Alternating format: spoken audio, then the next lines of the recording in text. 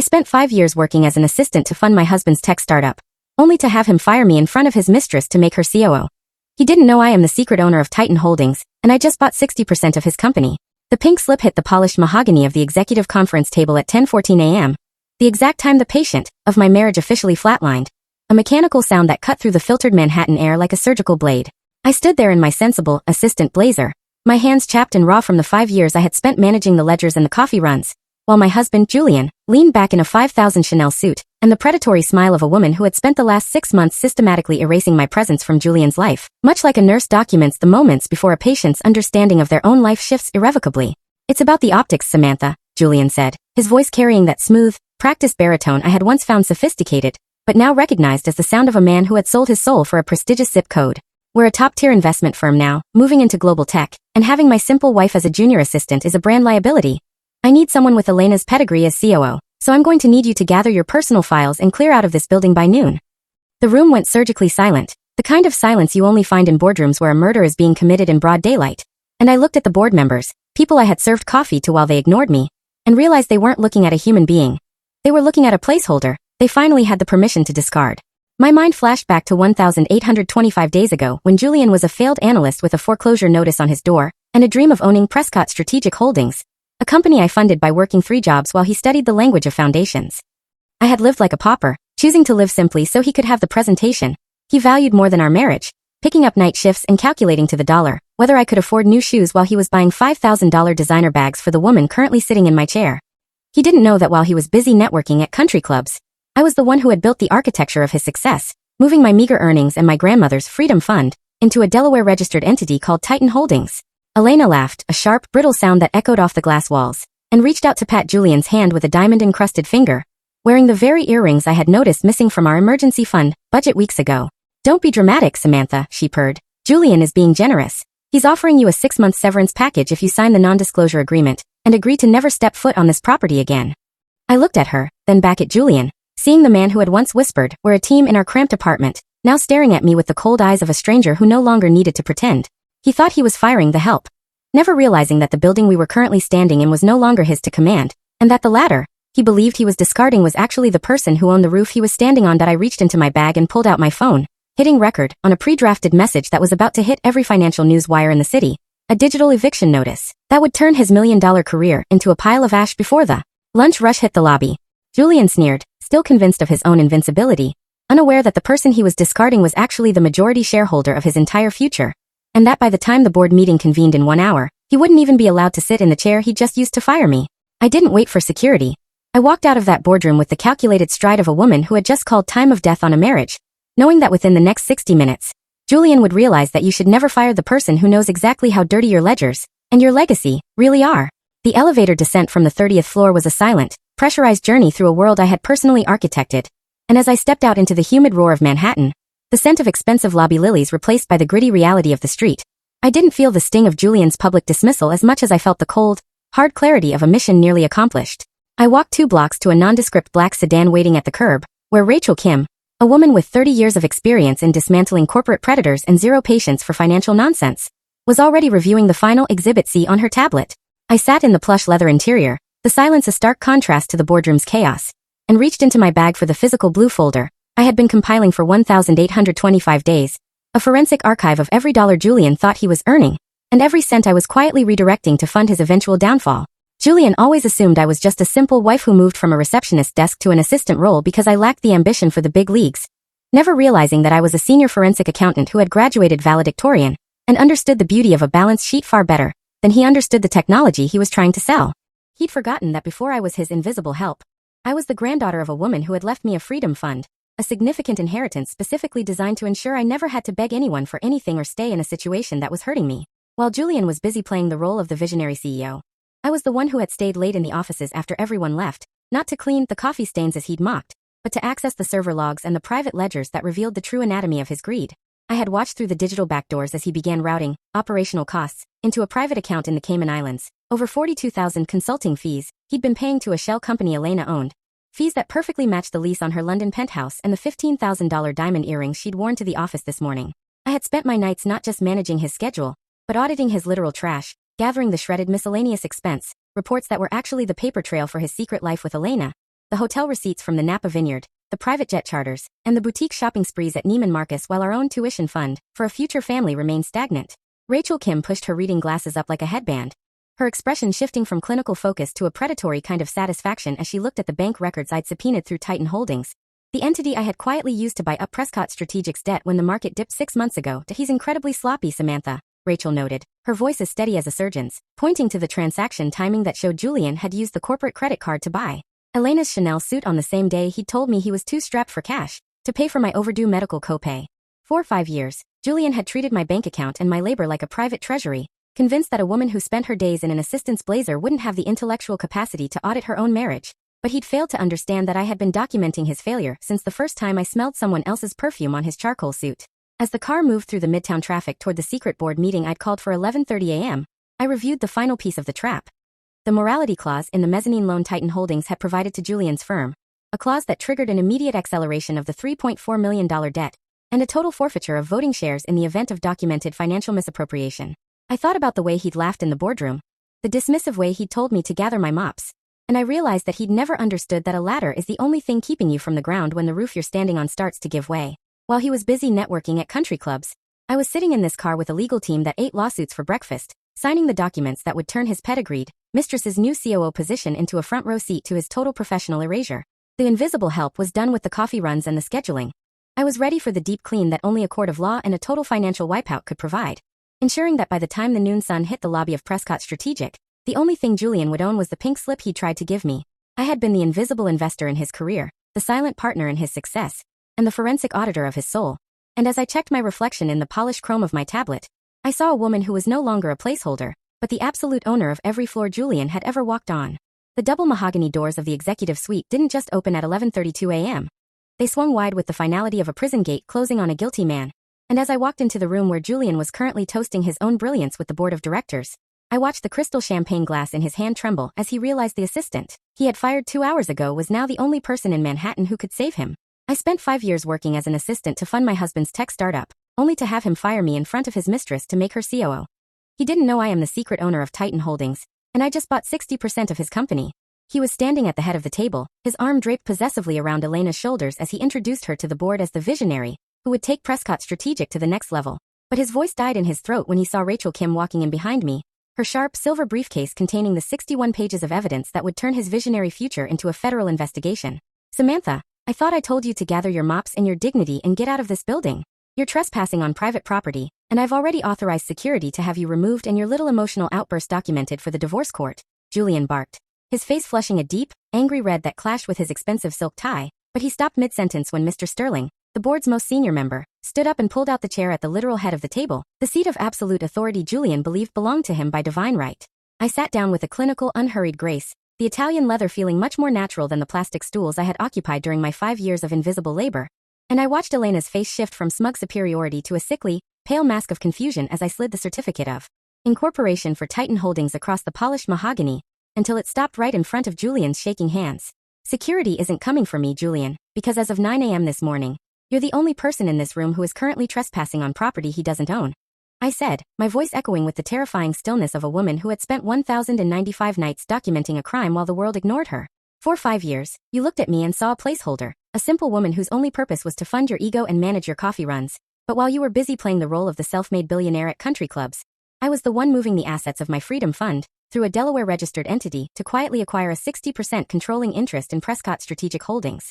The silence that followed was absolute, the kind of silence found in a vacuum as the air is sucked out of a room. And I watched the board members, men who had ignored my presence for years while they discussed market disruptions, suddenly sit up straighter, their loyalties to Julian dissolving in real time as they realized the woman who used to refill their water carafes was actually the person holding their pensions and their portfolios. Julian began to stammer, his charismatic mask crumbling into the frantic recalculations of a cornered thief, while Elena gripped her designer bag, the one bought with my stolen sweat, so hard her knuckles went white, realizing that her new COO title was nothing but an imaginary throne built on a foundation of sand I had just washed away.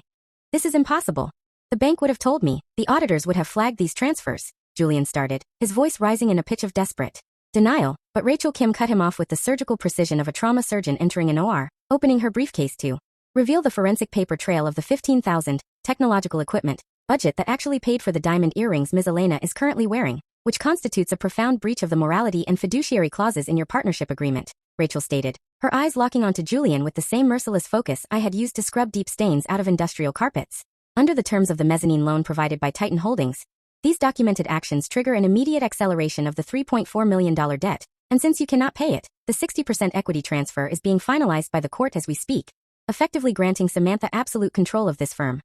Elena finally let out a sharp, brittle screech, reaching out to grab Julian's arm, but he recoiled as if she were the very ladder he had planned to discard, suddenly realizing that his mistress was now just another witness to his professional suicide. You told Elena that you don't keep the ladder once you've reached the roof, Julian, I reminded him, leaning forward until I could see the sweat beads on his temple. The same man who had laughed at my faded blazer just 2 hours ago. But you forgot the most basic rule of architecture. If you kick the ladder away while you're still standing on the 30th floor with nowhere to go but down, you're just a man falling through the air.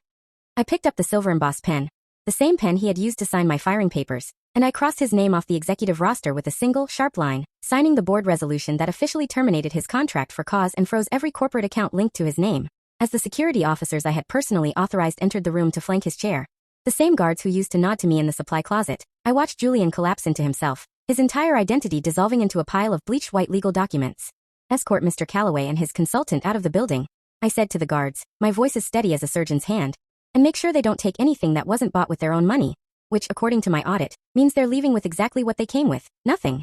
Julian tried to scream my name as they led him away, a desperate, hollow sound that died in the hallway, leaving me alone with a board of directors who were suddenly very interested in my vision for the company's future. I didn't feel the need to celebrate or shout. I just felt the immense, sovereign relief of a woman who had finally finished a very long shift and was now ready to deep clean the rot out of the Manhattan skyline. The invisible help had finally stepped into the light, and as I looked out at the city from the head of the table, I realized that the best part of a forensic audit isn't the numbers, it's the absolute, unyielding truth that they force the world to see. The descent from the 30th floor executive suite was a slow-motion collapse of a reality Julian had spent years fabricating at the expense of my sanity, my inheritance, and my sleep, and as the two security officers, men who had nodded to me in the supply closets for years while Julian walked past them like they were part of the furniture, escorted him toward the lobby, the very air seemed to thicken with the weight of his sudden, absolute insignificance. He reached into his pocket to pull out his phone, his thumb habitually hovering over the banking app to check the balance of the tuition fund he had drained for Elena's diamonds, but the screen was already flashing a series of notifications that felt like a barrage of physical blows.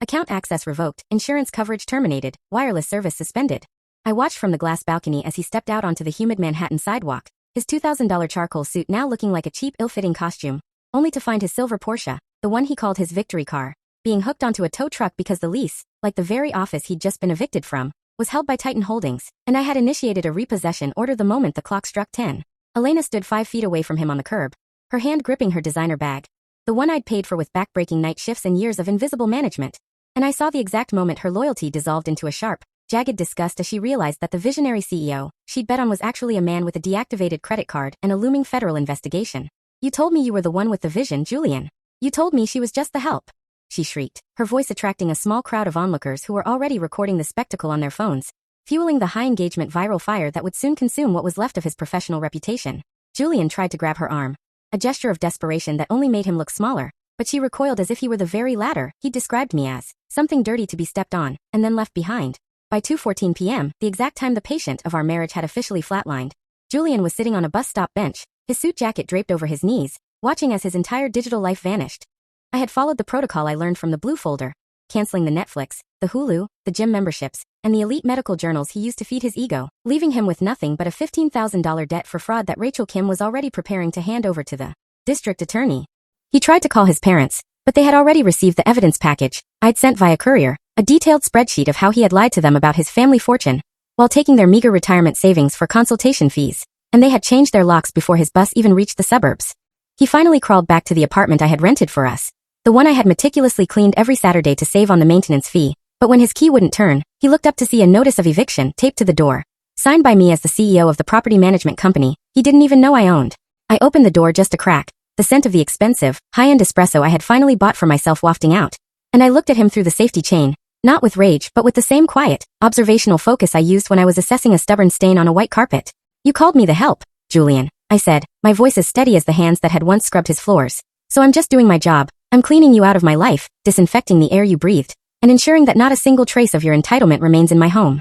I watched him collapse onto the welcome mat, the same marble surface I had scrubbed until my knees bled, and I realized that the sweet revenge wasn't just in the money or the power, it was in the fact that while he had been studying how to climb, He had never learned that the most dangerous person in the room is the one who knows exactly where all the bodies, and the receipts, are buried. That he was no longer a CEO, no longer a husband, and no longer a threat. He was just a bad investment that I had successfully liquidated. A ghost in a suit who was about to discover that when you discard the ladder, before you've reached the summit, there is nowhere to go but down. The federal investigators from the IRS Financial Crimes Unit, tipped off by Rachel Kim's forensic audit, were already documenting the offshore, structuring patterns in the Cayman accounts, making the civil fallout the least of his worries as the world he thought he owned began to shrink to the size of a courtroom dock. 14 months had passed since the morning the mahogany doors of the executive boardroom slammed shut on Julian's career, and as I stood by the floor-to-ceiling windows of my corner office, the air I breathed was no longer heavy with the scent of cheap office coffee, or the bitter residue of the invisible labor that had defined my life for the previous 5 years. It was exactly 10:14 a.m., the same minute I had once heard my world shatter behind a boardroom door, but today, the only sound was the rhythmic hum of a high-functioning financial ecosystem that was finally operating with the integrity I had sacrificed my own name to protect. My desk was clear, save for a single silver-embossed pen, and the final quarterly report from Titan Holdings, which confirmed that our firm was now the highest-rated investment group in New York, not because of the optics, or the pedigree Julian had obsessed over, but because we had hired based on character rather than the hollow prestige of a mistress's resume. The legal proceedings led by Rachel Kim had been as surgical and unyielding as a scalpel's edge, resulting in a permanent injunction against Julian, barring him from holding any fiduciary or executive position for 7 years following a comprehensive review of the consulting fee fraud and the systematic misappropriation of my Freedom Fund assets. The board of directors, presented with the forensic evidence of his financial manipulation, and the recorded audio of his intent to discard the primary financier of his life, had cooperated fully with the fraud investigation referral to the district attorney's economic crimes unit, a verdict that had been reported by every financial news wire from here to London, ensuring that Julian's name would forever be a warning to those who treat people like rungs on a ladder. I had watched his fall not with the frantic desperation of a woman left behind,